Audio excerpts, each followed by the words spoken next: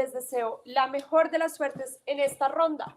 Y empezamos este debate con el discurso de Fernando. Here, here. Va. Hola, chat. ¿Me pueden confirmar que me escucho bien? De nuevo, por favor. ¿Sí? Sí, sí, sí. Sí. Ahí. A ver, quiero ver cómo se... Ah, ya, aquí está el chat.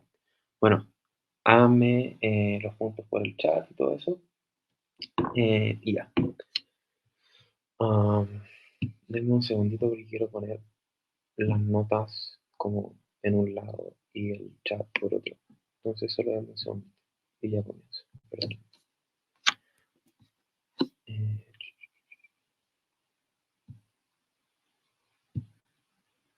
Ya, ok. Listo.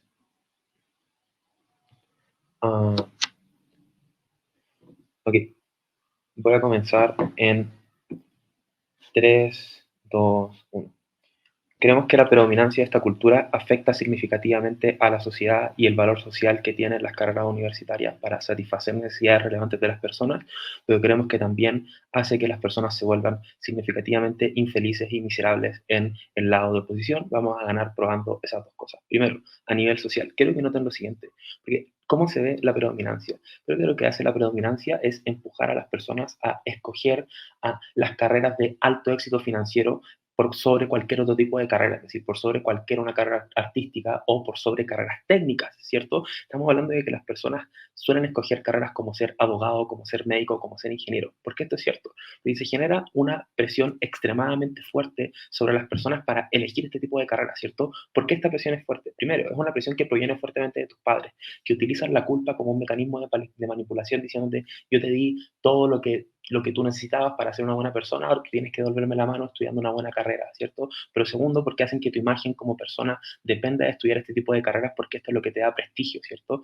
Segundo, esta presión viene de tu grupo cercano, ¿cierto? Como todo el mundo quiere estudiar estas carreras, tú no quieres ser el único bichito raro que decidió estudiar filosofía o que decidió estudiar gastronomía en vez de ser abogado o en vez de ser médico, ¿cierto? Por lo tanto, como tú no quieres ser el bicho raro del grupo y quieres incluirte en tus grupos sociales, tiendes a estudiar este tipo de carreras para encajar. Segundo, porque se genera un montón de presión en la escuela, ¿cierto? Es decir, tus profesores constantemente te dicen que si estudias una carrera técnica, si estudias arte, si estudias filosofía, si estudias gastronomía, eres una persona que vale menos. Y por lo tanto, para ser una persona valiosa, tienes que estudiar carreras como derecho, como medicina o como ingeniería, ¿cierto? Noten que esta presión es extremadamente fuerte porque es una presión a la que tú te ves sometido todos los días de tu vida durante al menos 12 años de tu vida, desde tus etapas más tempranas, por lo tanto, es una presión significativamente fuerte. Es lo mismo lo que ocurre con tu grupo de amigos, que son los que ves después del colegio, y lo mismo que es lo que ocurre con tus padres, que son los que ves después de ver a tu grupo de amigos, ¿cierto? Es decir, tú estás constantemente presionado por todos lados con todas las personas con las que te relacionas. Pero por último, hay una presión extremadamente grande de la sociedad, es decir, toda la cultura popular te dice que esto es el éxito, que ser médico es lo que te da éxito. Nosotros vemos series como Grey's Anatomy o como Suits y no vemos ninguna serie sobre ser fontanero, ¿cierto? O sobre ser cocinero. Nosotros vemos este tipo de cuestiones como el éxito y por lo tanto eso es lo que nos presiona de manera significativa a optar por este tipo de carreras.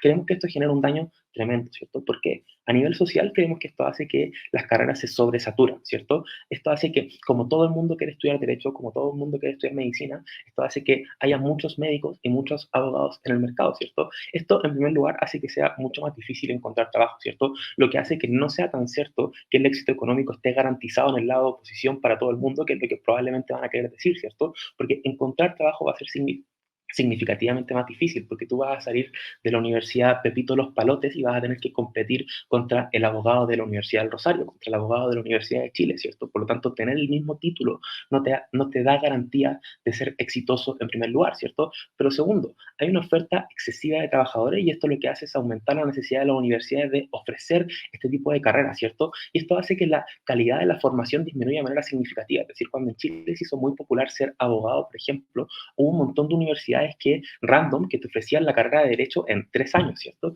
¿Cuál es el problema de esto? Es que cuando tú entras a este tipo de universidades bajo la promesa de que vas a ser un profesional y vas a tener un mejor futuro, ocurren dos cosas. Primero, ofreces un mal servicio a la comunidad porque tienes una formación pésima, ¿cierto? Pero segundo, te cuesta mucho obtener trabajo porque eres poco competitivo en comparación al resto de personas y porque estás en un mercado laboral que no tiene suficientes puestos de trabajo para la cantidad de oferta de abogados o de médicos o de ingenieros que existe, ¿cierto? Y creemos que esto es significativamente negativo. Antes de continuar desarrollando esto, le voy a dar el punto bajado de oposición.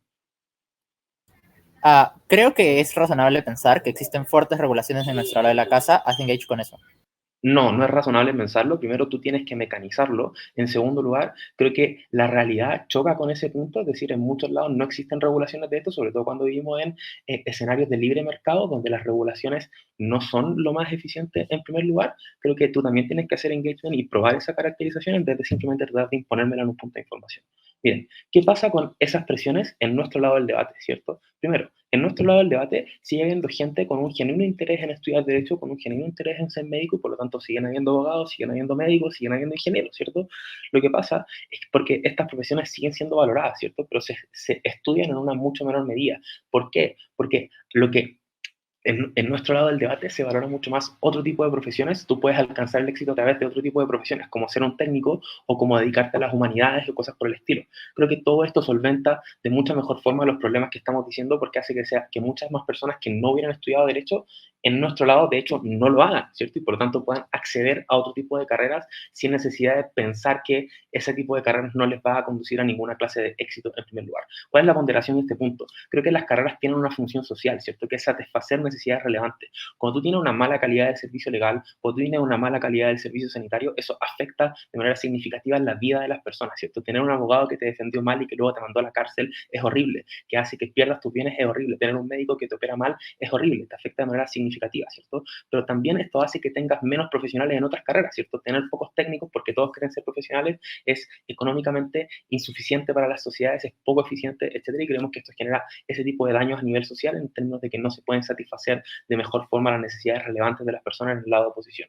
Bien, ¿qué ocurre con el argumento individual? Lo que nosotros decimos acá es que eres infeliz básicamente porque se afecta a tu agencia. ¿Por qué? Noten que ya probamos que la presión para entrar a este tipo de carreras es significativamente fuerte, lo que significa que lo más probable es que la decisión de ser médico o de ser abogado es una decisión que tú tomaste de manera coercionada y que no es fruto de tu agencia, no es una decisión enteramente libre.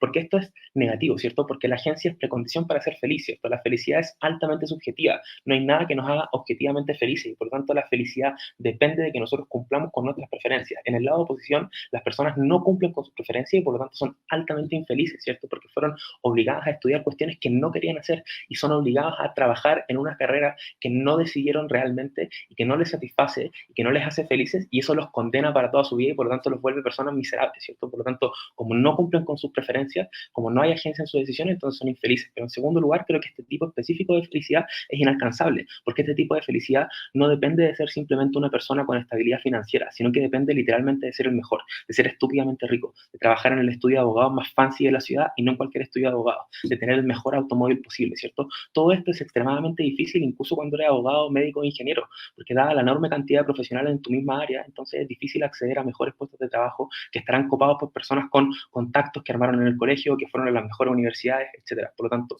eres miserable, no tienes éxito financiero y a nivel social estamos significativamente peor. Creo que con eso ganamos el debate. Gracias, Fernando, por tu discurso. Abrimos el debate en oposición con el discurso de Andrés. Here, here. ¿Me pueden confirmar que se me escucha bien? Te escuchamos y te vemos bien. Va, gracias. Voy a empezar. Ana, pues nada, un saludo a la sala. No sé si esto se está retransmitiendo, pero creería que sí. Pero si es que no, pues igual un saludo a la gente de UCFQ que esté viendo esto. Voy a empezar mi discurso en 3, 2, 1. La carga de la prueba en oposición no es demostrarte que nos vamos a transformar en los jefes de Colombina, es demostrarte cómo los pequeños pasos y éxitos sociales sí llevan a un mayor bienestar y le vamos a dar el flip en respecto a por qué la función social se cumple de hecho de mejor lado en oposición, pero además porque somos más felices porque tenemos mayor agencia. Vamos por partes, el discurso se da de la siguiente manera. Primero explicaremos por qué el costo de vida media está aumentando por qué el costo de vida está aumentando para la clase media. Lo segundo es explicar cómo se ve la narrativa en oposición de una manera más matizada, pero lo tercero, cómo se ve en gobierno el status quo en respecto a no tener esta predominancia, porque las personas están peor preparadas, pero finalmente porque efectivamente conseguimos cambios estructurales desde oposición. Vamos por parte. El costo de la vida de la clase media está aumentando de manera generalizada alrededor del mundo por 3 razones. Primero, porque creemos que acceder a empleos actualmente es complicado dado los distintos grados de especialización que llegan a tener las personas. Por ejemplo, cada vez hay mayores puestos que requieren de mayor calificación, donde las personas que no acceden a estudios razonablemente no van a acceder a esos sueldos, y eso hace que las personas que sí acceden a esos estudios probablemente van a acceder a estos sueldos. Lo segundo es porque la vivienda ha aumentado su precio. Si nosotros vemos, por ejemplo, la influencia fuerte de Airbnb, también la influencia fuerte que tienen ciertos ayuntamientos respecto a la presión del lobby para reducir la oferta de viviendas, para que aumenten en plusvalía, para que aumenten sus precios, es entonces donde vemos que en la generalidad siguen aumentando sus precios y las personas cada vez deben pagar más la renta para poder acceder a estos precios. Pero la tercera razón es justamente cómo los precios terminan aumentando por varios motivos, como por ejemplo el hecho de que hay una guerra en Ucrania que hace que haya una escasez de petróleo, que hace que aumenten los precios, petróleo que literalmente se utiliza para todas las actividades económicas en respecto a distribución, producción energética, que hacen que los costos terminen elevándose y esto afecta el bolsillo de la clase media. Pero lo segundo, problemas de inflación, ya sea por los estímulos económicos que hizo Estados Unidos, ya sea por la inflación generalizada del mundo, el constante crecimiento económico, creemos que los sueldos se han estancado y las personas no pueden acceder a esto. ¿Cómo se ve la narrativa en oposición y por qué creemos que termina siendo significativamente positiva?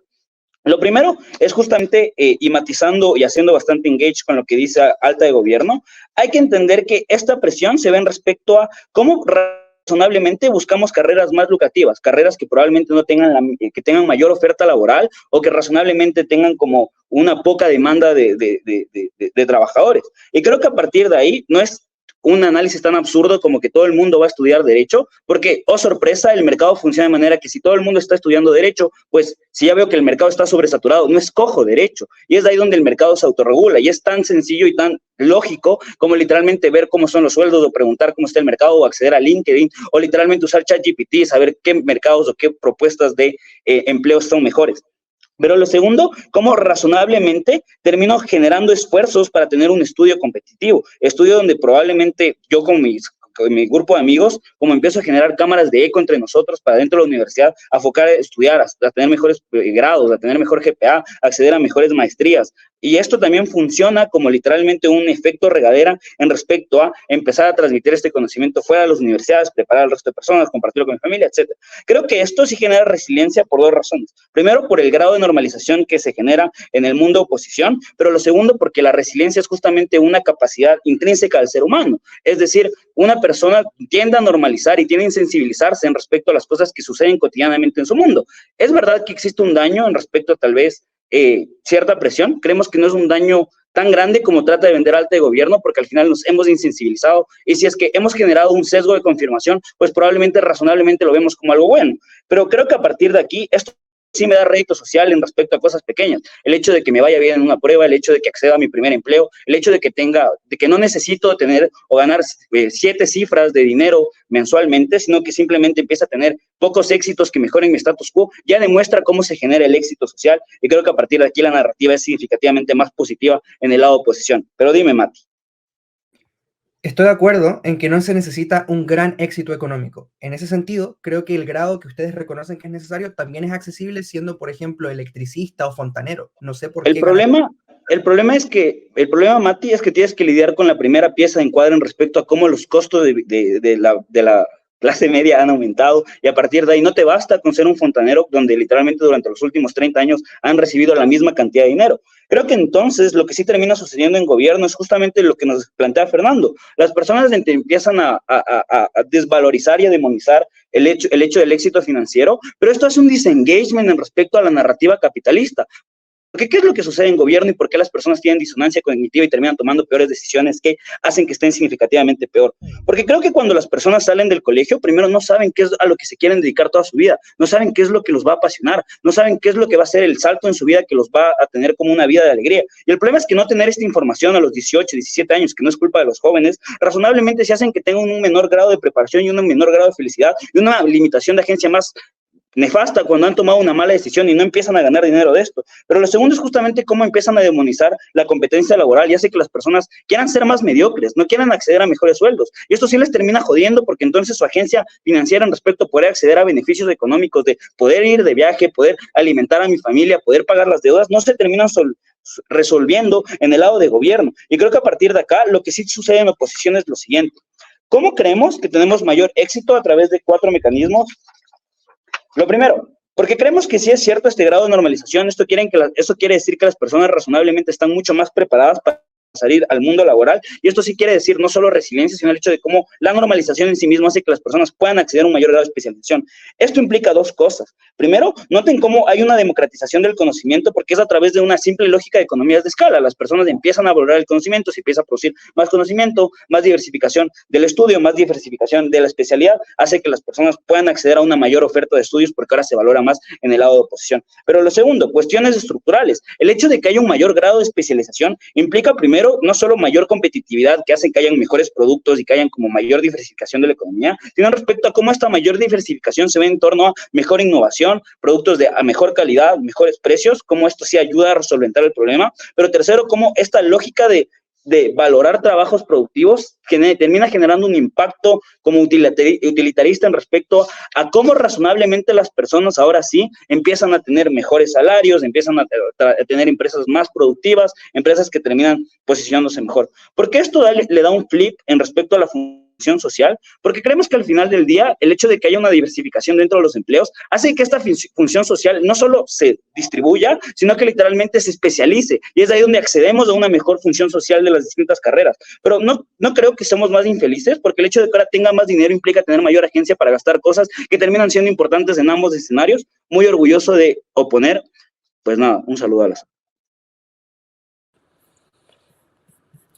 Gracias, Andrés, por tu discurso. Antes de seguir con el discurso de Matías, quiero validar con Martín. Perdimos a Ariana. No sé si... Sí, no, pero sí está, o sea, la tengo con una llamada. Ariana habla. Ah, ok. Vale, perfecto. Sí. Maravilloso. Entonces, validando eso, seguimos con el debate de Cámara Alta de Gobierno, llamando a Matías. Sí, listo. Llamando a Matías. Here. Muchas gracias. Pues entiendo que se me escucha perfectamente. Ok.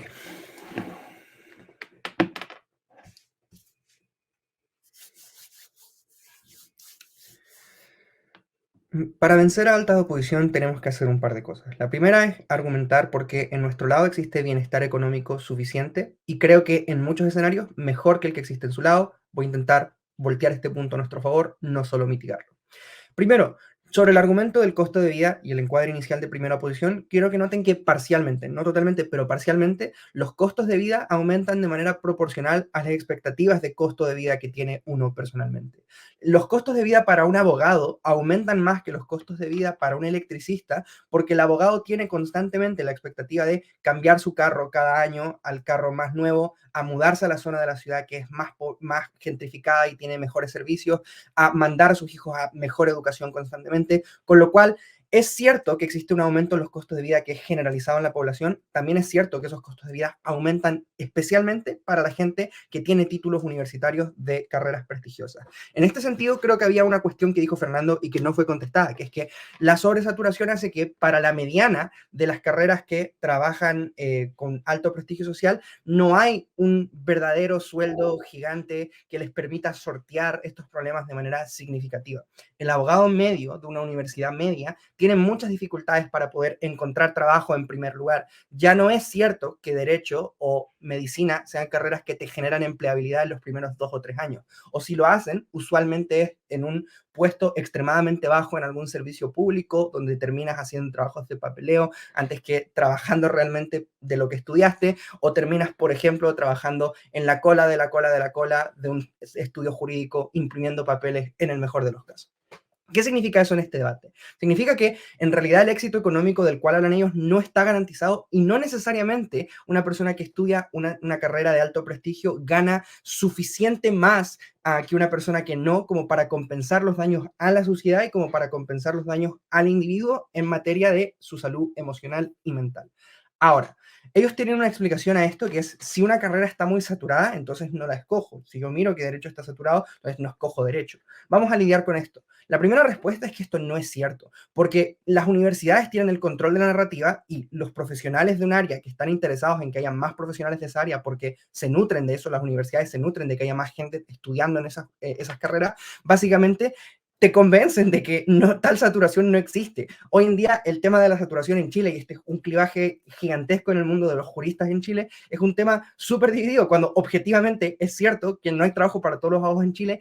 Hay muchas universidades que siguen diciendo, no, va a seguir habiendo trabajo para los abogados. ¿Por qué? Porque se van a diversificar todos estos sectores, porque sí, puede ser cierto que haya muchos abogados que se dedican al derecho de familia, pero hay pocos abogados ambientales y pocos abogados tributaristas, por lo tanto sigue siendo una gran carrera, y te siguen convenciendo la máquina, porque lo necesita, de que la carrera sigue siendo rentable, cuando objetivamente no es rentable. Y tú como un estudiante, un joven de 18 años que está tomando la decisión, o de 17 si vives en Perú, por ejemplo, no tienes realmente los insumos intelectuales para darte cuenta de si la carrera está efectivamente saturada o no. Primera respuesta. Pero segundo, en el trade-off, para ti sigue siendo muchas veces razonable seguir estudiando esa carrera aún si está saturada por todas las narrativas exitistas que explica Fernando al principio. Noten ahora lo siguiente. La mayoría de carreras de alto prestigio, o sea, las carreras de alto prestigio son pocas. Por lo tanto, aún si nos dividimos entre todas las de alto prestigio, sigue siendo cierto que hay un desbalance donde la mayoría de personas están estudiando la minoría de las carreras y la mayoría de las carreras son no estudiadas. Ahora, ¿por qué en nuestro lado hay un bienestar económico razonable? Primero, porque hay una falta de oferta de trabajadores de los sectores técnicos y de los sectores que no están relacionados con las carreras de alto prestigio. No hay suficientes personas que se dediquen a hacer esto hoy en día. ¿Significa eso que hay una gran demanda, por ejemplo, de que haya gente que pueda reparar tu puerta? Hay una gran demanda de gente que pueda arreglar tu casa, pero al haber tan poca gente ofreciendo este servicio, evidentemente el precio de este servicio ha incrementado y por lo tanto lo que se puede ganar hoy día trabajando en una carrera técnica es muy, muy grande. Uno de mis mejores amigos del colegio decidió estudiar una carrera técnica, es técnico en construcción, y luego de 2 años, cuando yo estaba sacándome los mocos, debatiendo el round robin del 2022, esta persona ya se había graduado, y mientras yo ahora sigo sin terminar la carrera, y Fernando sigue sin terminar la carrera, tiene como 4 años más que yo, esta persona ya se construyó una casa en el campo, y definitivamente, tal vez en 10 o 20 años, yo tenga un sueldo mejor que el de él. Pero la pregunta es si eso compensa el hecho de que esta persona accedió a estos beneficios antes, que accede a estos beneficios de manera más estable, que no tiene que correr constantemente para saber si va a ser corrido de su empleo porque hay otros, digamos, está tan sobrecompetitivo que la única manera de poder seguir compitiendo es mediante la formación constante, que es otro problema. Ahora, voy a extender nuestros impactos hablando primero del tema social y segundo del tema individual. Sobre el tema social solo quiero añadir una cosa, y es que esta sobresaturación y este exceso de competitividad, que es algo que alta oposición reconoce, que ocurre una competitividad, lo que genera es que los trabajadores tengan que estar en un estado de formación constante ad infinitum, básicamente. Por eso hoy en día las personas que se tienen 30 o 40 años tienen que seguir pagando para estudiar diplomados, para estudiar magísteres, porque es la única forma de mantenerte actualizado a las tendencias, y por lo tanto creo que eso es un daño importante en el cual nunca tienes tiempo suficiente para dedicar a tu familia y todo lo demás, porque estás constantemente trabajando para satisfacer y para poder acoplarte al empleo. Voy a tomar a la baja. Sí, tu caso depende de que no exista una mayor cantidad de regulación estatal para que las universidades puedan ofrecer carreras que sí tengan algún tipo de alcance laboral en un mediano o largo plazo, y creo que cuando existe esta narrativa existe más poder para regular. No, eso es bizarro. Vamos a hablar de las regulaciones de baja de oposición.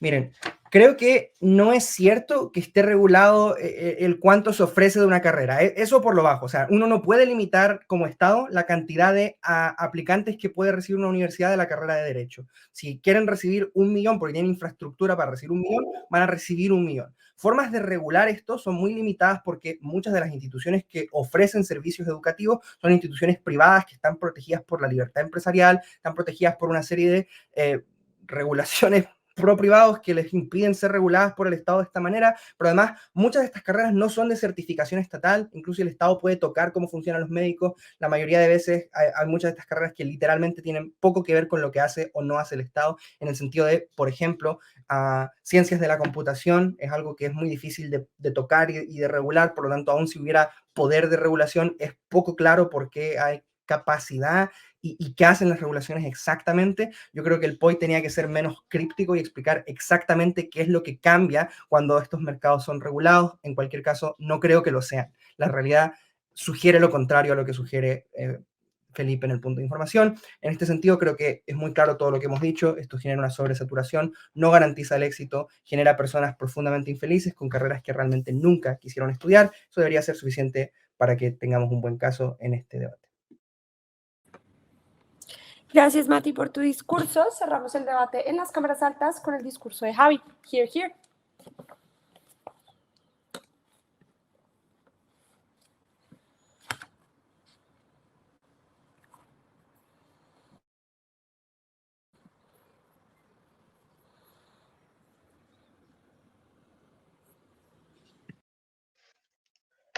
Hola, ¿se me escucha bien?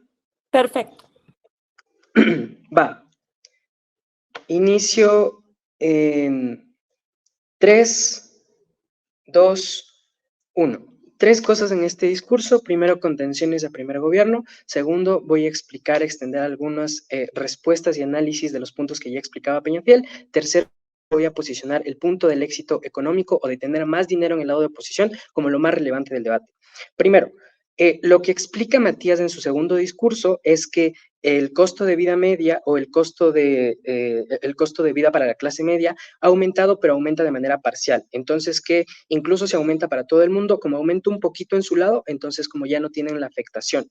Incluso si es que esto es verdad, noten que nuestro argumento sigue funcionando de manera maravillosa. ¿Por qué? Porque noten que si es que yo, por ejemplo, gastaba 100 al mes en renta, más 100 de comida, más 100 en deudas, y yo ganaba, por ejemplo, $500, me sobran $200. Eso era antes. Como ahora ha aumentado, eso significa que por la inflación y todo lo que explicó Peñafiel, ha aumentado 100 más. Eso significa que ahora gasto $400 versus 300 que gastaba antes y ahora solo tengo 100 para hacerle frente a otras necesidades, que sigue siendo ese escenario. El problema es que como los salarios no aumentan en mi lado, entonces las personas tienen menos capacidad para hacer muchas de las cosas que les pueden venir bien, como por ejemplo que ahora de su familia dependa de ellos, como que quieran hacer muchas cosas.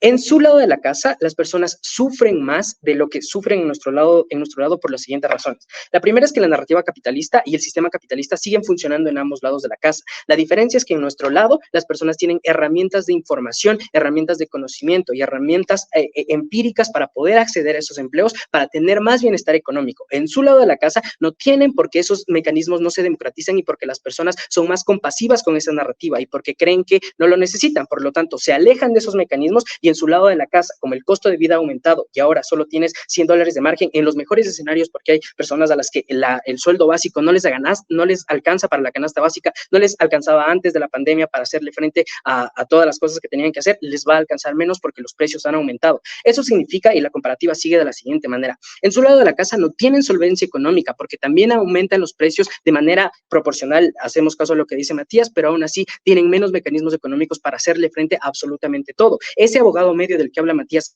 en su lado de la casa, como no tiene un buen empleo, pero ha aumentado todos los precios, significa que va a tener que dejar de consumir costas de la canasta básica, que va a tener que mudarse, por ejemplo, de su casa, que ya no puede vivir en el centro de Santiago porque es costoso, cuesta 300, $400, y ahora va a tener que irse a zonas más gentrificadas en las que hay, por ejemplo, menos seguridad, en la que no puede hacerle frente a un montón de cosas, y por lo tanto significa que la comparativa a nuestro lado se declina porque las personas pueden hacerle más frente al costo de vida que ha aumentado, que no es destruido el encuadre, es aceptado, lo que significa es que se riega y por lo tanto todas las personas, incluso las estructuras más bajas que no tienen empleos, ha aumentado. Por lo tanto, las que ahora tenían, por ejemplo, escuela secundaria, tienen que ir a la escuela preparatoria, tienen que ir a la universidad, cosa que antes no pasaba. Por lo tanto, a nuestro lado tenemos más mecanismos de información para hacerle frente. La comparativa se declina por eso.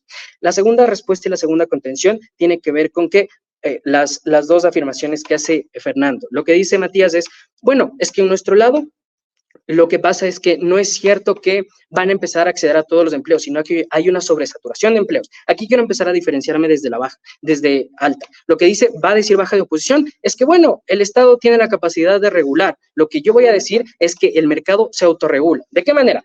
Si es que todos están yendo a abogados, entonces el sueldo la capacidad de conseguir un abogado, me voy a encontrar 9 de cada 10 saliendo a la calle. ¿Qué pasa? Sus precios se reducen. Como yo soy una persona que no soy economista, pero entiende cómo funciona el mercado, yo sé que, por ejemplo, a los ingenieros mecánicos de Latinoamérica, en los países como, por ejemplo, de Europa, como no hay, les están pagando sueldos milenarios.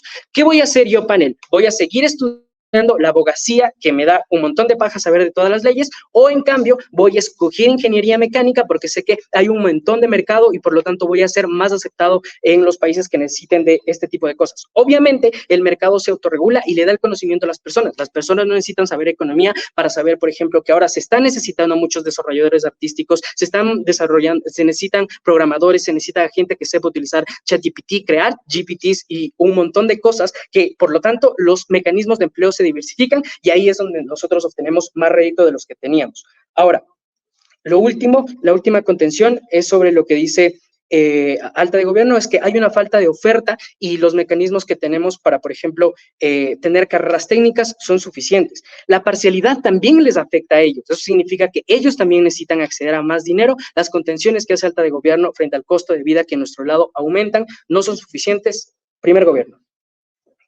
Si las necesidades del mercado son tan variables, entonces escoger una carrera que es rentable hoy no asegura su rentabilidad en 20 o 30 años, que es todo lo que yo tengo que proyectarme a trabajar. Tu propio encuadre hace que tus impactos sean especulativos.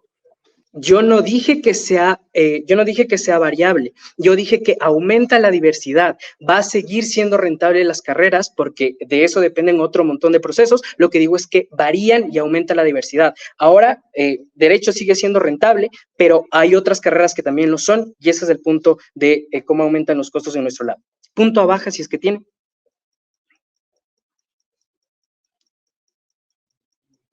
Va, continúo con el caso. Voy a dar mecanismos estructurales porque pueda que nos ataquen sobre la deficiencia de demostrar cómo en nuestro lado las personas obtienen éxito. Mecanismos estructurales, otro en concreto.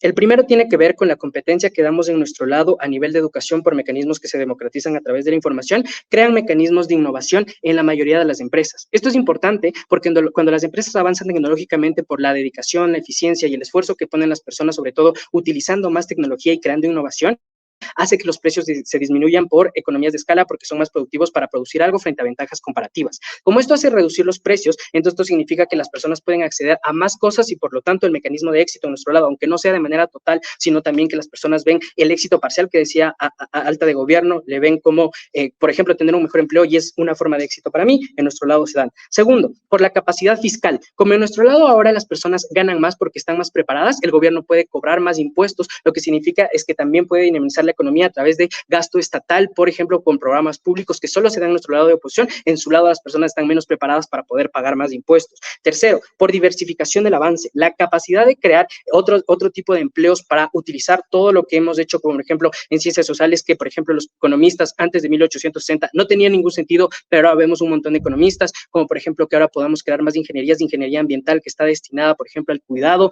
de otras cosas que antes no conocíamos, se dan en nuestro lado. Pero por último, porque tenemos ventajas comparativas de oportunidad en otro tipo de aspectos, lo cual también hace que nosotros ahora podemos utilizar a esas personas para aumentar el crecimiento económico. Esto aumenta la economía que tiene el país y por lo tanto creamos más empleos, hacemos más accesible todo.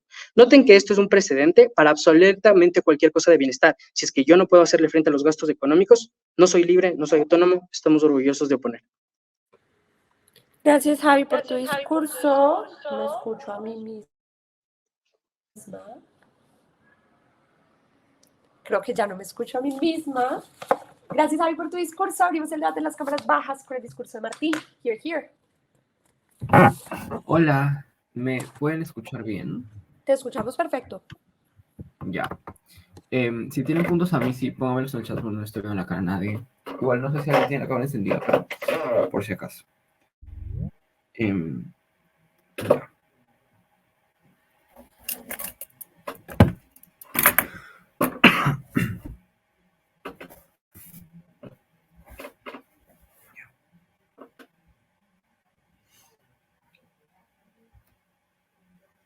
Voy a comenzar con mi discurso. Ya. Primero, respondamos al encuadre de cómo el mercado se autorregula de alta oposición para entender que en realidad esto no funciona en la materialidad.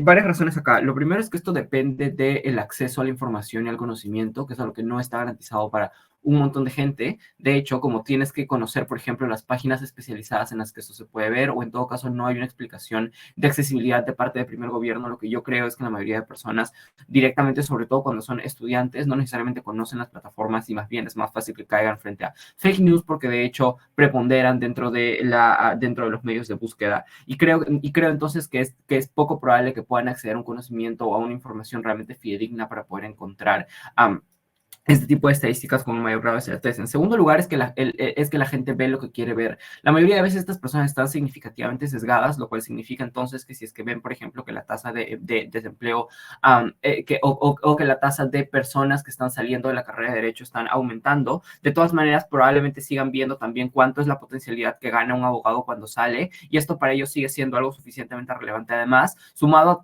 a toda la explicación que ya tiene el primer gobierno en términos de cómo es que esto es algo que generalmente se imparte desde que son pequeños y por sus familias y ese tipo de cosas, lo cual creo que hace que el sesgo sea significativamente fuerte. Pero en tercer lugar, y esto es lo más fácil, incluso si es que lo anterior no es cierto, el punto es que para las personas la comparativa sigue siendo peor, ¿cierto? Porque es o estudiar una carrera como Derecho o como Medicina, que tiene un montón de estudiantes, pero que es comparativamente y socialmente más aceptada y más legitimada, y que constantemente te están diciendo que está bien, o estudiar una carrera como Antropología, que igual para la mayoría de personas es algo que no va a tener salida laboral. Entonces la certeza sigue siendo más grande en el ejercicio de las personas en la carrera que es más socialmente aceptada, por lo cual igual terminan estudiando ese tipo de cosas. O en comparativa, si es que no eligen, o si es que no es esto, igual van a elegir una carrera que sea socialmente aceptada, solo no va a ser Derecho, probablemente va a ser algún tipo de ingeniería o cuestiones similares que no necesariamente cumplen con que las personas estén comparativamente mejor, porque igual terminan sobreestructurándose, porque igual siguen siendo carreras que tienen un montón de personas estudiando. Creo que esto no necesariamente funciona así. Miren, el debate de altas creo que es un debate bueno, sobre todo en términos de por qué es que las personas pueden ser más o menos infelices estudiando esta carrera. Creo que el problema es que el impacto no necesariamente termina siendo desempacado del todo, porque no solamente, y hablando específicamente del caso del primer gobierno, creo que no solamente es un impacto que se da en el momento en el que estás estudiando y cuando sales a estudiar, sino fundamentalmente desde antes. Esto implica que lo que vamos a hacer desde la extensión no solamente es amplificar el perjuicio que tiene oposición, sino que también vamos a ser menos vulnerables a sus contenciones en términos de por qué es que después de estudiar la carrera puedes contentarte con lo que tienes, que igual es lo que voy a terminar de responder dentro de mi discurso. Vamos directamente a explicar esto. Lo primero es por qué es que nunca estás satisfecho, ni siquiera desde antes de entrar a la universidad. Miren, hay que reconocer algo importante, y es que la mayoría de veces la elección de la carrera se da a una edad muy temprana, y no estamos hablando necesariamente de los 16 años a los que una persona en Perú sale del colegio y se va a la universidad, sino estamos hablando de mucho antes, porque la mayoría de veces, justo en respuesta a la competitividad del mercado de carreras, estas personas la mayoría de veces nos vemos influenciadas a tratar de elegir una línea de carreras desde que entramos a la secundaria aquí en Perú, que son más o menos a los 12 años en adelante, ¿cierto? Como ya estamos yendo más o menos alineados. Pero además, porque lo que esto ha hecho es que hay una preparación que es constantemente más exigente, sobre todo en países en vías de desarrollo. Como la mayoría de veces, por ejemplo, esto lo que ha hecho es que ha aumentado por ejemplo, la existencia de colegios preuniversitarios o de academias preuniversitarias específicas para cada rama de carrera, porque como ahora se entiende que un montón de gente está postulando a lo mismo, tienes que ser más competitivo. Lo que esto genera es que, por ejemplo, cuando ya tienes 12 años, tus papás te cambian de colegio hacia un colegio donde hay una preparación mucho más fuerte en cosas de matemática o de comunicación o de cursos que son relevantes para la carrera a la que estás estudiando, que hay, por ejemplo, academias universitarias especiales de medicina donde la mayoría de personas que están estudiando tienen 13 o 14 años porque tienen que prepararse desde antes. Lo que creemos que hace que esto sea perjudicial dentro del debate son dos cosas. Lo primero es que esto mitiga tu posibilidad de exploración y por lo tanto aumenta la posibilidad de que luego te arrepientas de lo que has elegido, porque probablemente desde que eres pequeño estás siendo coartado a solamente explorar cosas que directamente que ni siquiera sabes si te gusta o no, es decir, que te han metido en la cabeza que son buenas. Creo que esto es problemático porque hace que el proceso en el cual vas a llegar a la carrera sea pesado y sea feo para la mayoría de personas, sea extremadamente difícil para estas personas adaptarse a este tipo de cuestiones, porque directamente están siendo presionadas por años. Y esto hace que no importa si es que luego eres capaz de contentarte con la carrera que has estudiado, creo que importa igual que una persona por 5 años o por 3 años esté siendo infeliz, constantemente presionada a partir de este tipo de cosas. Pero además lo que esto genera es que las expectativas estén constantemente en aumento y que sea algo que no se puede satisfacer en el lado de oposición. Antes, Alta. El problema radica en que justamente por la propia caracterización de Fernando, como en nuestro mundo es predominante y los padres le dan un valor importante a esto, las personas tienen acceso epistémico porque literalmente la sociedad te exige, el Estado te capacita, las universidades, la educación te capacita, la gente tiene acceso epistémico a esto. No, esto no necesariamente es cierto, porque que esto sea importante para los padres no significa que ahora este tipo de cosas se democratizan, pero además igual esto depende de que las personas, de la predisposición de las personas, que ya expliqué cómo es, a seguir prefiriendo este tipo de carreras frente a otras alternativas que se ven comparativamente peor. Ahora, las expectativas en el lado de gobierno siempre están en aumento y no se van a mitigar, porque miren, lo que estas personas aprenden desde que están en el colegio es que el parámetro principal para medir su vida laboral es la plata, lo cual implica entonces que luego tienes una presión social, pero a poder vivir de acuerdo a las expectativas de tu carrera, como un abogado o un médico se supone que tiene que vivir de forma más acomodada, pero también una presión individual, porque entiendes que lo más importante es la capacidad que tienes de generar recursos económicos y luego invertir en tu vida. El problema de este tipo de cosas es que mitigan, en primer lugar, la capacidad de resiliencia de la que habla alta de oposición, porque lo que hace es que cuando sales de la universidad, constantemente sientas que las pequeñas satisfacciones que puedes ir teniendo, como por ejemplo, no sé, tu primera operación, no sea necesariamente suficiente, porque lo que tienes que cumplir son otro tipo de estándares comparativamente más rigurosos. Pero en segundo lugar, esto hace que luego termines despriorizando otro tipo de cosas, como pasar tiempo con tu familia, y esto mitiga tu posibilidad de ser más feliz porque estás constantemente en un círculo vicioso que no vas a poder cumplir. Creo que hay mejores oportunidades para otras carreras cuando estas no son despriorizadas, pero esto es suficiente. Estoy orgulloso de proponerlo. Gracias, Martín, por tu discurso. Ahora, para abrir el caso de baja de oposición, llamamos a Jorge. Here. Hola, este es prueba para que me digan si me escuchan. Hay un poco de ruido aquí, pero creería que Te escuchamos bien. Ok, solo déjame prender la cámara. No me veo. No sé dónde. Yo tampoco veo. Sí, te vemos. Ya, listo. Bien, voy a ajustar el cronómetro y empiezo de una, ¿listo? Entonces voy a iniciar en 3, 2, 1. El problema de los gobiernos es que asumen esta moción y la debaten tipo como cualquier otra moción de educación. Creemos que hay factores importantes de aclarar, matizar y dejar claro para que no haya ningún tipo de duda de que baja de oposición va a ganar este debate. Lo segundo que habría que explicar son ligeras respuestas a ambos casos de gobierno. Empiezo con baja, que creo que es lo más sencillo. Noten, dicen que esto va a mitigar la exploración y que las escuelas ahora van a ser preuniversitarias, lo cual va a condenar a los niños a tener que desde los 12, 11, 10 años estar condenados a ser médicos. Creo que es poco razonable. Primero, los padres no saben qué quiere su hijo en cierta medida. La mayoría de los padres que son razonables le consultan a su hijo medianamente, incluso aunque ellos tengan expectativas.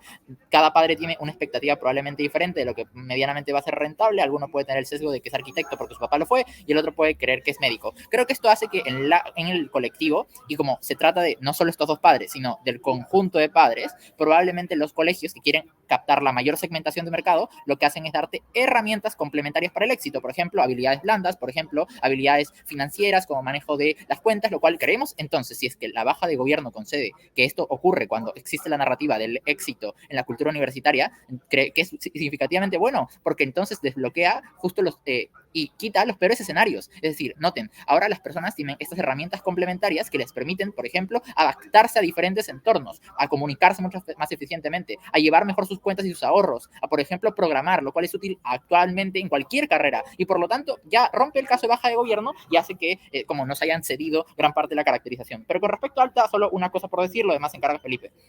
Creemos que el control es clave en este debate. Por eso hemos dicho claramente que nuestro caso es sobre la regulación y cómo ocurre solo sí cuando existe una predominancia de esta cultura de éxito. Esto por una razón bastante simple que vamos a explicar en la argumentación. Vemos que los otros choques, como el de la felicidad, por ejemplo, no solo son multicausales en una gran medida y por lo tanto son poco relevantes para el debate, sino que son dependientes del choque en términos materiales, así que si ganamos ganamos el debate. Y extendemos Alta. Vamos directamente con el punto de explicación. Creemos que cuando el pastel no crece, el problema es que las personas se quedan como en la situación en la que están. La asimetría de oportunidades existe en ambos lados, porque en el lado de gobierno no hay ni una sola explicación de por qué la gente va a demandar artistas, porque no tienen una demanda social. No tengo una demanda social yo como literato. En ese sentido, creemos que la demanda social de artistas no se modifica en ninguno de los dos lados de la casa. Lo que sí creemos que es relevante entonces es que demos herramientas a las personas para que puedan mejorar el sistema y que existan incentivos fuertes para mejorarlo. Cuando existe una cultura de éxito, lo que normalmente ocurre y cómo aplica esta narrativa es que las personas que son, por ejemplo, que ya tienen suficientes recursos o privilegios y que en el lado de la cámara contraria pueden quedarse en su mesa de CEO y ya simplemente seguir chambeando, en nuestro lado eso no les es suficiente y por lo tanto ellos tienen que abandonar sus puestos para irse a trabajar o tienen que para irse a estudiar, lo cual crea dos cosas. Primero, que el puesto es liberado, eso puede tomarlo la siguiente persona en la fila, pero en segundo lugar, que ojo, creen nuevos empleos. ¿Por qué? Porque tienen incentivos de seguir alcanzando mucho más éxito. Esto hizo, por ejemplo, en su momento que se descubran aplicaciones nuevas para la IA. Esto hizo en su momento que se descubran conjunciones entre, por ejemplo, medicina y aspectos de ingeniería. Esto creó carreras como la ingeniería biomédica. Esto generó carreras, por ejemplo, como las que estudia Adrián Duque, ¿verdad? En ese sentido, creemos que se crean carreras que dan empleo a una cantidad exponencial de personas en nuestra hora de la casa. Lo han pensado en términos muy individuales, no en términos macro sociales de cómo funciona una narrativa. Cuando se aplica una narrativa no impacta solo en los estudiantes, porque los estudiantes también son votantes, los estudiantes también son consumidores, y esto modifica las cadenas de producción. Entramos entonces con las tres líneas dentro de esta línea alrededor de cómo se expande el mercado y cómo se expande. Esto no es el mercado se regula solo de mi alta, sino es cómo el mercado se expande y se va modificando y perfeccionando por el efecto sedimento. Primero, creemos que por el contexto etario hay dos mecanismos que hacen que estas personas, en efecto, tengan dificultades muy claras para poder dimensionar su futuro, porque son personas bastante jóvenes que tienen como dificultades para dimensionar el futuro a largo plazo. Esto normalmente les hace llevarse mucho más por los estímulos cortoplacistas alrededor de una cultura bastante hedonista de disfrutar con los amigos y demás. Esto ya existe, esta es la base. Claro, si le creen alta al gobierno de que la base es que estas personas están en el cero y cuando ocurra esto la presión va a ser absoluta y absurda, obviamente van a ganar el debate, pero creemos que la base normal de un adolescente es que tiene muchísimos otros intereses y esto lo que hace es contrapesar el interés principal, haciendo que acceda a las herramientas que baja de gobierno ya nos concede y nos regala muy amistosamente. Pero entonces es necesario el contrapeso solo y solo sí cuando el default es a que tienen que buscar herramientas en ese sentido. Pero esto hace dos cosas. La primera en términos políticos estatales y la segunda en términos de mercado. La primera en términos políticos estatales. La lógica padre-hijo que nos concede la Cámara Baja de Gobierno de cómo un padre se preocupa porque su hijo acceda a esas herramientas y no solo en términos discursivos le comienza a decir que tiene que estudiar, sino le da las herramientas para que comience a estudiar y comience a descubrir las cosas que busca, porque igual el padre quiere que su hijo sea medianamente feliz. Es decir, hay mediano contrapeso con respecto a esa lógica. Pero en segundo lugar, creemos que esto desbloquea políticas como las que existen en India o en China, en las cuales los gobiernos de Modi y los gobiernos de Xi Jinping han generado políticas estructurales para que sus pobladores accedan a muchos mecanismos que les permitan, por ejemplo, alcanzar ese éxito, porque ahora esa cultura de éxito, como todas las personas están creyendo, la mayoría de las personas están creyéndolo, también modifica las lógicas estatales, haciendo que esta sea una manera de posicionarse y por lo tanto una manera de movilidad social. En ese sentido, creemos que es una gran herramienta de capitalización política, es una gran herramienta de posicionamiento global, es una gran herramienta de soft power y por lo tanto la distribución que no existe en el lado contrario, porque la carrera de la Universidad Pedrito de los Palotes existe en el lado contrario también. En nuestro lado tiene incentivos del Estado para entrar directamente y obligarte a que cumplas las regulaciones alta. Sí, lo que ocurre es que la creación de más empleos no ocurre por la narrativa, sino que ocurre porque el mercado tiene muchas necesidades que no tienen que cubrir y además no están probando regulación como tal. No, lo niego completamente. ¿Por qué? O incluso si es que es cierto, lo aceleramos en nuestro lado de la casa, lo cual hace que una gran cantidad de personas tengan que esperarlo por algo muy simple. Y es que cuando yo tengo que buscar el mayor éxito profesional, necesariamente dedico más horas para poder estar en el laboratorio y poder descubrir esas cosas que en tu lado van a tardarse muchísimo más en descubrir y por lo tanto el efecto exponencial solo ocurre en nuestro lado de la casa, los márgenes son importantes. Pero en segundo lugar, creemos que el mercado también se modifica mucho, de forma micro y de forma macro. De forma micro, cuando de esto depende mi éxito, yo ya no puedo solo ir a la Universidad Pedrito de los Palotes y esperar que las cosas me vayan bien. Debo exigirle, no solo por parte del Estado, que por ejemplo es así como funciona y se creó SUNEDU en Perú como para que regularlo. En nuestro lado se crean herramientas específicas en las cuales tú puedas manejarlo. Solo falta lidiar con el punto de la adaptación. Creemos que es simple. Miren, si yo entro incluso a Derecho, existen muchas ramas dentro del Derecho. La academia es una red de conocimiento. Si yo entro a Derecho, luego a Derecho Ambiental, que sí es altamente como rentable, y luego si es que no me resulta rentable, puedo adaptarme yendo directamente a algún área ligado al derecho ambiental, por ejemplo, una empresa que no ve cosas específicas solamente de derecho, sino que ve muchas más áreas, es decir, puedo moverme dentro de la academia haciendo que ganemos este debate. Gracias. Gracias, Jorge, por tu discurso. Cerramos el debate en gobierno con el discurso de Ariana. Here, here. Hola, ¿me pueden escuchar bien ahí? Te escuchamos bien. Perfecto, muchas gracias. Deme un segundo para salir de mi clase y poder hablar libremente.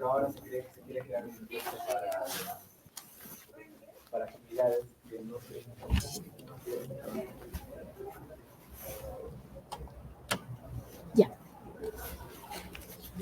¿Me confirman si se sigue escuchando bien? Porque ahora estoy en un patio. Sí, te escuchamos perfecto todavía. Ok, muchas gracias.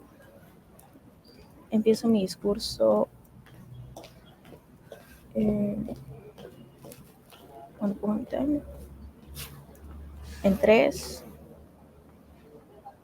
2, 1.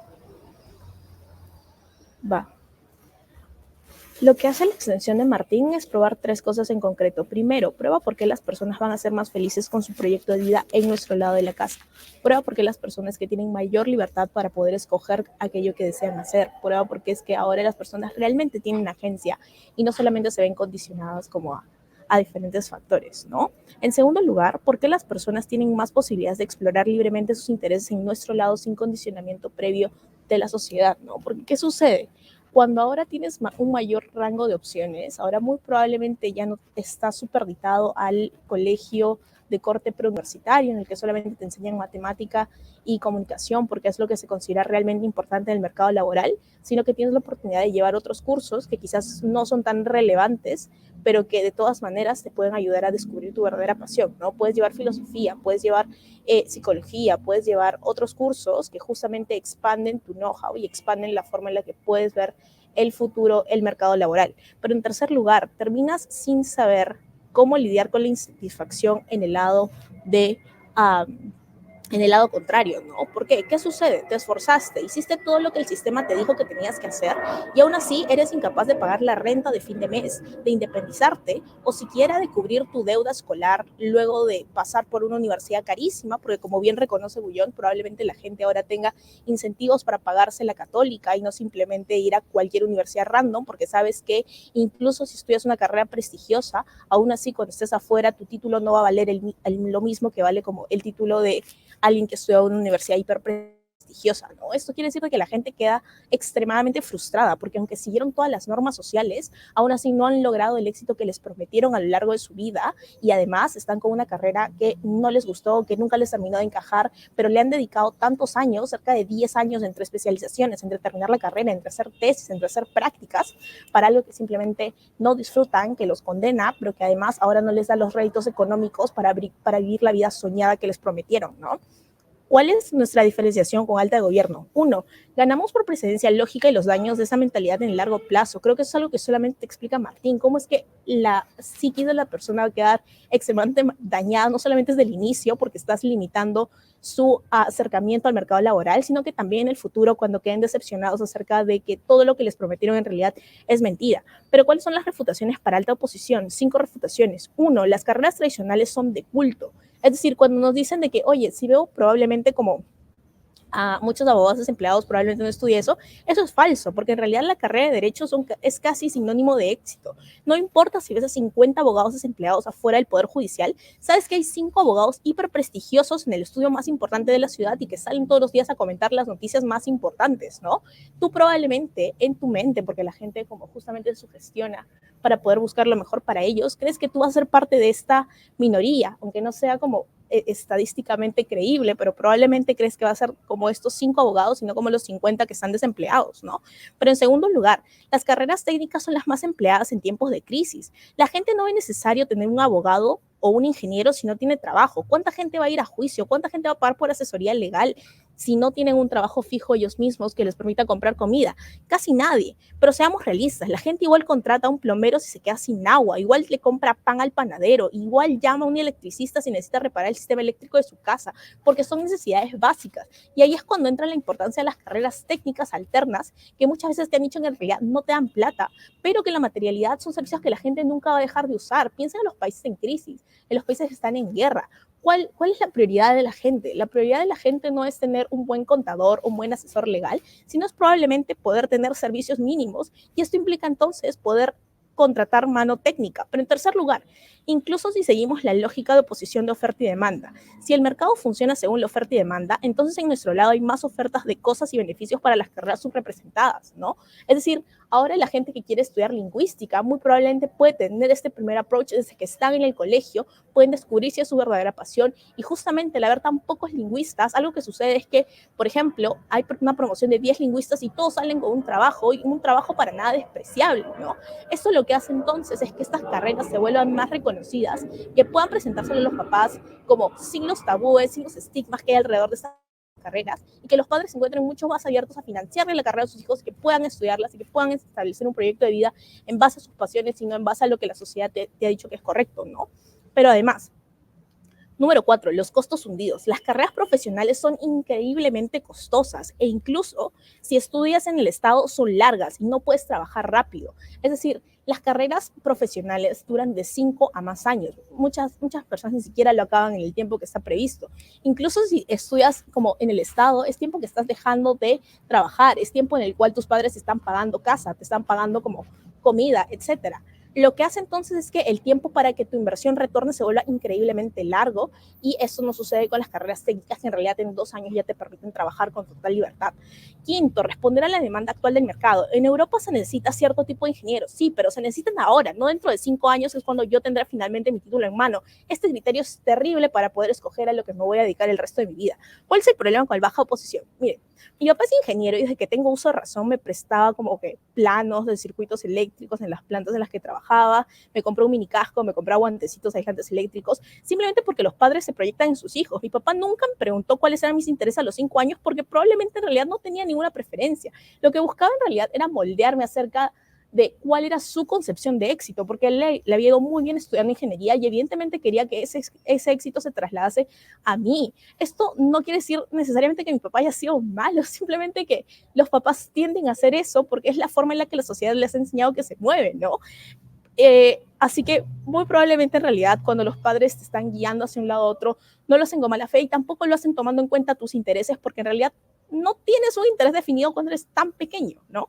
Pero Bullón, la SUNEDU ya no existe, supéralo. Es decir, las universidades tienen 1000 incentivos para dedicarse únicamente a lucrar y lo han demostrado múltiples veces. Es decir, las universidades en realidad no les importa si al final te decantas por una u otra carrera, solamente quieren tu dinero. Tampoco les interesa asegurarte una educación de calidad, porque saben en realidad de que eso no es lo que determina tu valía en el mercado, ¿no? Porque en realidad las universidades tienen intereses diferenciados a los que pueden tener los padres o los que pueden tener los mismos estudiantes para priorizar su educación o para asegurarse de llevar tal o cual mejor educación, ¿no? Creemos que en realidad cuando dejas entonces en manos de estos actores que tienen incentivos lucrativos, que no tienen los mejores incentivos, estás dejando la educación en la deriva, los mecanismos de control de la educación son casi inexistentes en el mundo. Yo creo que eso es como todo el caso de baja de gobierno y por eso ganamos. Gracias. Gracias, Ariana, por tu discurso. Recuerden que el involucramiento es importante dar puntos de información y ofrecer puntos de información, como establece el manual de SEMUDE. Cerramos este debate con el discurso de Felipe. Here, here. Hola, no sé si se me escucha y se me ve, ¿me podrían confirmar, por favor? Ambas. Cool. Voy a poner mi cronómetro. Un saludito a la sala. Increíble debatir ese torneo con Jorge. Voy a comenzar en 3, 2, 1. Hay 2 clashes en este debate. Un clash relacionado a la saturación de los mercados y otro clash relacionado a la felicidad de las personas relativa a las carreras que escogen o relativa a cómo escogen esta carrera. Lo que voy a hacer primero es responder a todo el tema de la saturación del mercado de 2 formas distintas. En primer lugar, vamos a reforzar la idea de que sí existe una capacidad de regulación estatal que permite tener educación de calidad. ¿Por qué este punto es relevante? Porque si desbloqueamos la idea de que hay educación de calidad, entonces esta educación le da más herramientas a las personas para sobrevivir en una sociedad salvaje que cada vez le da más gastos, ¿cierto? Y en segundo lugar, es importante hablar sobre esto porque es precedente a la felicidad de las personas. Noten que las personas acceden a mayor felicidad cuando tienen más libertad y la libertad en un sistema capitalista es relativa a la cantidad de dinero que tienes. Por lo tanto, si obtienes un mejor empleo derivado de una mejor formación, tienes una mayor cantidad de libertad. La primera respuesta tiene que ver entonces con respecto a la la capacidad de regulación. Esto no es bizarro, sino que es algo real, sucede en la materialidad por 3 razones estructurales. Primero, noten que cuando existe una mayor preocupación y predominantemente la gente piensa que estudiar una carrera debería corresponderse con el éxito financiero y la independencia, lo que se crean son agrupaciones de personas que salen de la universidad y están persiguiendo constantemente este objetivo. Estas agrupaciones de personas en varios lugares se les conoce como colegios de abogados, colegios de ingenieros y colegios de gente que trata de regular la actuación de los profesionales dentro de la materialidad. ¿Esto por qué es bueno? Por 2 cosas. Primero, porque ellos están conscientes de que si existe una sobresaturación del mercado, ellos mismos son afectados y por lo tanto son quienes tienen la capacidad de poner reglas de juego para que el mercado no se autosature. Esto es decir, exigir cada vez una cantidad mayor de requisitos para que tú puedas ejercer la carrera y por lo tanto la gente tiene, el mercado no está tan sobresaturado, pero la gente que logra acceder a esa barrera por su esfuerzo logra desbloquear los impactos. Pero en segundo lugar, el hecho de que exista educación de calidad se vuelve una oferta política que es cada vez más grande, es decir, una mayor cantidad de gente es consciente de que la educación tiene que ser de calidad y por lo tanto esto genera una oferta política que eleve el estándar de calidad dentro de la materialidad, es decir, cuando existen elecciones y cuando los tomadores de decisiones van a decidir cómo funcionan las políticas públicas en el mundo donde existe esta narrativa predominante, tienen en mente que los votantes tienen como una de sus principales agendas políticas, uno, el empleo, pero en segundo lugar, cómo actúa el empleo a partir de la creación de políticas públicas que nos den herramientas informativas, es decir, la educación para acceder al empleo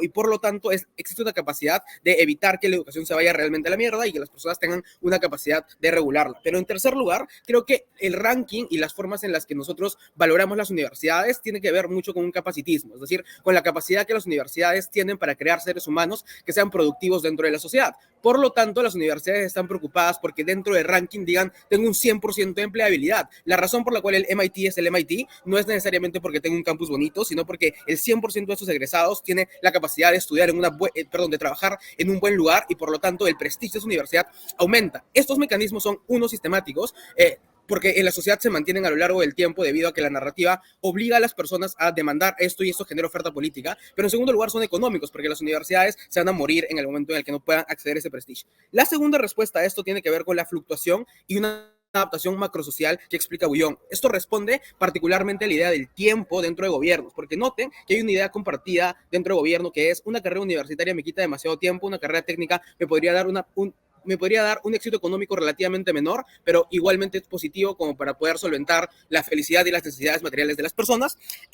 Y eso no sucede en nuestro lado del debate, en oposiciones, porque el mercado está sobresaturado. Creo que voy a lidiar con la premisa de que el mercado está sobresaturado. Creo que las regulaciones ya lidian con la idea de que va a haber una educación de mala calidad y que el mercado se puede regular a partir de los incentivos de estos actores, que no es el mercado se regula solo. Pero en segundo lugar, la fluctuación y la adaptación macrosocial tiene 3 explicaciones clave. Uno, la gente se va adaptando porque las necesidades son cambiantes, ¿cierto? El hecho de que ahora existan especialidades en la inteligencia artificial está fuertemente relacionado con que las sociedades evolucionan y el crecimiento demográfico hace que las personas tengan que hiperespecializarse para lograr tener éxito. ¿Esto qué significa? Que en última instancia lo que tengo es la interseccionalidad propia de la academia, generando una mayor cantidad de ramas donde las personas pueden estudiar, como medicina e ingeniería, que es esta idea para crear prótesis y cosas por el estilo, o genética o IA, y eso solamente sucede cuando hay una gran cantidad de gente metida dentro del mercado, porque ese es el incentivo más grande dentro de la hiperespecialización. Lo segundo es la creación de carreras. Como las universidades quieren diferenciarse, pero no quieren perder el prestigio de yo tengo el 100% de egresados trabajando, lo que van a hacer es crear carreras que sean suficientemente positivas, como para que tengan un impacto social relativamente bueno dentro de la sociedad y continuar con este prestigio. Pero en tercer lugar, dentro de esa misma idea, lo que pasa es que los tomadores de decisiones dentro de las universidades no van a crear una carrera que solamente sea rentable de acá a los siguientes 5 años. Lo que van a hacer es crear carreras porque van a invertir una gran cantidad de plata, ¿cierto? Le van a pagar a especialistas, van a construir facultades, van a tener que hacer un gran movimiento de dinero y por lo tanto tienen que proyectarse de acá a unos 20, 30 años a que esas carreras sigan siendo rentables dentro de esa sociedad. Pero en tercer lugar, yo creo que como las necesidades sociales siempre van a existir, es decir, siempre va a haber necesidad de medicina, siempre va a haber necesidad de gente que evalúe los estados macrofinancieros. Lo que va a suceder dentro de la realidad es que siempre van a existir carreras que van a ser rentables y por lo tanto siempre va a existir esta demanda y por lo tanto la gente va a poder acceder. En suma, lo que estoy diciendo es que la fluctuación del mercado lo que hace es que las personas vayan moviéndose de acuerdo a las especialidades. Punto al alto. Sí, creo que los colegios de abogados tienen incentivo a que haya más abogados porque entre más hay, más poderosos son, por lo tanto sus incentivos para que la regulación suceda no son ciertos. eso es contrario a lo que a todo el encuadre que ustedes han dado, porque si mientras más hay, más poderosos son, entonces podrían cobrar más y podrían tener más trabajo, pero ustedes literalmente han dicho que mientras más abogados hay, el mercado está más saturado y por lo tanto son menos poderosos. Pónganse de acuerdo en alta de gobierno. Lo último que voy a hacer es explicar por qué también ganamos el clash de felicidad. Noten que esto voltea a todo baja de gobierno. Noten que estas personas tienen que hacer un trade-off. El trade-off es: yo cedo libertad, es decir, no estudio lo que yo quiero, pero obtengo libertad de otra forma, es decir, obtengo la libertad a partir de mejores condiciones materiales. ¿Cuáles son las respuestas que tenemos a esto? Uno, los mecanismos que regala baja de gobierno para creer que cuando existe presión para escoger una carrera, ahora las personas exigen más herramientas y por lo tanto el mercado se adapta a darle herramientas de autodescubrimiento a los niños, como test vocacionales, como explora X o Y cosas de una edad más temprana para que tengas la capacidad de decidir antes. Pero en segundo lugar, creo que esto permite que las personas tengan la narrativa y el set mind de que el ascenso social depende del esfuerzo y no del privilegio relativo de las personas. Es decir, cuando esta narrativa existe, las personas sienten que tienen un mayor control dentro de su vida porque tienen una mayor capacidad de decidir sobre lo que quieren estudiar. Esto responde a la idea de la libertad, básicamente porque en el lado del debate de gobierno lo que nos dicen es: pierdes libertad porque no te puedes autoexplorar y eres increíblemente infeliz. La respuesta nuestra es sencilla, es: uno, pierdes esa libertad, pero ganas la libertad de tener plata, lo que dentro de un sistema capitalista te da bienestar y por lo tanto tienes más control de tu vida. Creo que aumentar la libertad es suficiente para explicar por qué ganamos ese clash. Orgulloso de oponer. Gracias, Felipe, por tu discurso y gracias a todos por el debate. Recuerden que la deliberación y el feedback sí son por Zoom, entonces por favor desplácense a ese Zoom para esperar resultados y mis personas juezas también para entrar a la deliberación.